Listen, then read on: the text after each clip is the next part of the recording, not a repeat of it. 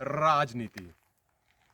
और ये राजनीति के बारे में आज हमने समझना जरूरी है, क्योंकि देखिए, एक चीज तो कहीं ना कहीं है कि हम अपने बच्चों की बात जब भी करते हैं तो हम अपने बच्चों के सिक्योर फ्यूचर के लिए हमेशा यही चाहते हैं कि हमारा बच्चा अच्छी नौकरी करे, डॉक्टर बने, इंजीनियर बने या कॉरपोरेट सेक्टर में नौकरी करे।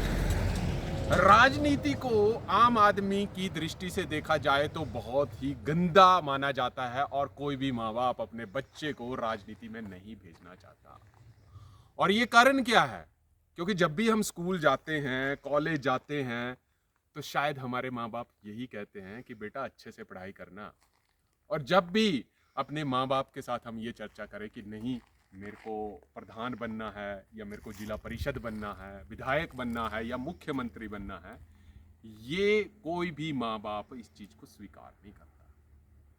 और हमारे देश की राजनीति में सिर्फ एक चीज बड़ी कॉमन है कि विधायक का बेटा विधायक बनता है। मतलब चला है, चेन चली है। अगर कोई व्यक्ति विधायक है तो उसके इर्द गिर्द उसके बच्चे, परिवार के सदस्य शायद अपने आप को भी एक वीआईपी ही मानते हैं। और ये क्यों है चीज? क्योंकि जब भी राजनीति की बात आती है हम अपने मत का जो है वो प्रयोग करते हैं, परंतु जब भी राजनीति के दृष्टिकोण से एक व्यक्ति से पूछा जाए कि आप राजनीति में आना चाहते हैं, तो उसका जवाब होगा ना। क्या इस राजनीति को आज बदलने की कोशिश की जा सकती है? हमारे तकरीबन तकरीबन युवा जो हैं राजनीति से पीछे ही रहना चाहते हैं, अपने आप को, फ्यूचर को सिक्योर नहीं मानते हैं कि हमने राजनीति में नहीं जाना है और हमने अपना करियर बनाना है। तो क्या राजनीति को करियर नहीं बना सकते हैं? और इसके इसके पीछे देखिए, ज़्यादातर यही देखा जाता है कि राजनीति कॉलेज से ही स्टार्ट होती है, कि छात्र राजनीति में लोग आते हैं और वही आगे राजनीति में आगे की तरफ बढ़ते रहते हैं। हिमाचल प्रदेश की बात करें, जितने भी तमाम नेता हैं, चाहे भाजपा के हैं चाहे कांग्रेस के हैं, छात्र राजनीति से ही आज कई मुकामों पर पहुंचे हैं। परंतु एक व्यक्ति के दृष्टिकोण से यही चीज़ देखी जाती है कि हमको राजनीति से दूर रहना है। और राजनीति से इसलिए दूर रहना है क्योंकि यहाँ पर कोई कैरियर नहीं माना जाता, यहाँ पर अपने परिवार को जो है वो हम समय नहीं दे पाते, ऐसी ऐसी तमाम जो है ये चीज़ें दी जाती है। परंतु फिर भी हम अपने राष्ट्र निर्माण की बात करें तो राष्ट्र का निर्माण कैसा होगा जब आम आदमी जो है इस चीज़ को गंदगी की नज़र से देखेगा। क्योंकि और ये भी देखा गया है हिमाचल में या पूरे देश की अगर हम बात करें, जिनके परिवार के सदस्य नेता हैं उनके बच्चे भी आगे नेताओं की तरफ जाते हैं। हालांकि ऐसा बड़ा कम देखने को मिलता है कि अगर कोई एक व्यक्ति नेता है तो उनके बच्चे जो हैं या फैमिलीज जो हैं वो नेतागिरी ना करें या राजनीति की तरफ ना जाएं। तो ये एक बड़ा चिंता का विषय है।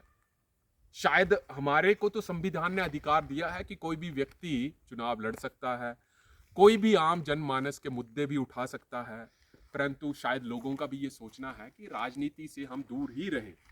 बहुत कम ये चीज़ देखी जाती है कि कॉरपोरेट घराने के लोग या कोई एक अच्छी नौकरी के लोग या विदेशों में पढ़ाई करने के बाद एक अच्छा करियर बनाने के बाद राजनीति में आए। क्योंकि राजनीति को हम लोग ही गंदगी समझते हैं। इसको गंदगी तो हम सभी मानते हैं, परंतु जो कुछ, जिसको हम सभी राजनेताओं को नहीं हम बोलेंगे, कुछ नेताओं की वजह से जो है राजनीति को भी बदनाम होना पड़ता है। परंतु इस गंदगी को साफ करने के लिए कोई भी आज आगे नहीं आता है। और ये जिम्मेदारी शायद देश के हर उस नागरिक की है कि राजनीति को गंदगी ना कहें और राजनीति में भी अपने बच्चों को मोटिवेट करें कि अपना करियर जरूर बनाएं। हमारे देश में जब हमारा देश आज़ाद नहीं हुआ था तो राजगुरु सुभाष चंद्र बोस, ऐसे तमाम नेताओं ने, सॉरी इनको तो हम नेता नहीं कह सकते हैं क्योंकि ये क्रांतिकारी थे, जिन्होंने ये समझा कि भारत देश को आज़ाद करवाना ज़रूरी है और आज़ादी की सांस लेना हमारे को ज़रूरी है।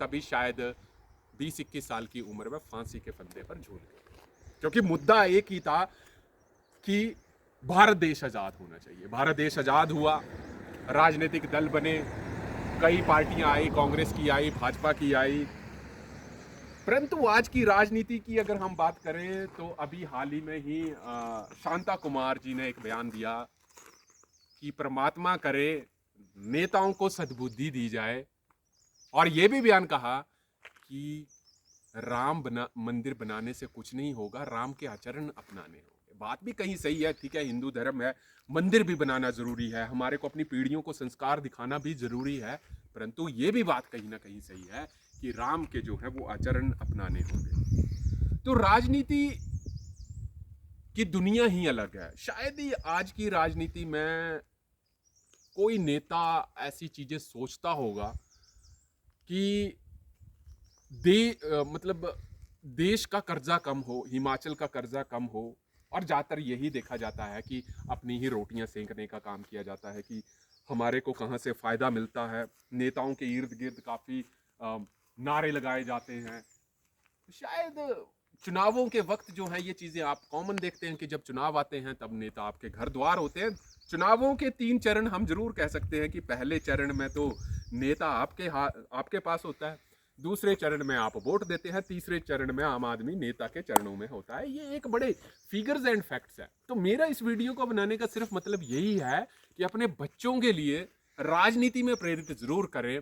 हमारा कहीं ना कहीं धर्म बनता है, चाहे समाज को सुधारने की अगर हम बात करें तो आम आदमी का भी सुधारने का दायित्व बनता है। चाहे हम पत्रकारिता की बात करें तो पत्रकारिता में भी हम समाज को जरूर कुछ ना कुछ संदेश दे सकते हैं, लोगों को कुछ ना कुछ संदेश दे सकते हैं कि आप आगे बढ़े। राजनीति में अगर हम बात करें तो नेताओं की फर्स्ट प्रायोरिटी होती है, क्योंकि संविधान ने, चाहे एक प्रधान की बात करें चाहे एक प्रधानमंत्री की बात करें, अधिकार सभी को बराबर है, ब्यूरोक्रेसी आपके लिए है। तो ये चीजें आज के जमाने में समझना ज्यादा जरूरी है कि राजनीति में जो लोगों का कम रुझान है कि हमने जाना ही नहीं है, ये थोड़ा सा कम होना चाहिए। नहीं तो परिवारवाद नेताओं की तरफ से आगे बढ़ता रहेगा और आम आदमी जो काफी ज्यादा पढ़े लिखे हैं, कॉरपोरेट सेक्टर से आते हैं, जिनके हाथ में है कि हम देश में नौकरियां पैदा कर सकते हैं, कुछ ऐसे स्टार्टअप्स हैं वो नौकरियां पैदा कर सकते हैं, तो इन चीजों को आगे बढ़ावा देने के लिए मैं भी आपसे अपील करूंगा कि अपना कैरियर भी बनाएं और राजनीति में भी अपने बच्चों को प्रेरित करें कि कुछ ना कुछ देश के लिए जरूर करें। हमारे को ये बच्चों को सिखाना जरूरी है कि अपने देश के लिए हम कौन सी ऐसी फील्ड में जा सकते हैं कि हमारा देश आगे बढ़े। धन्यवाद।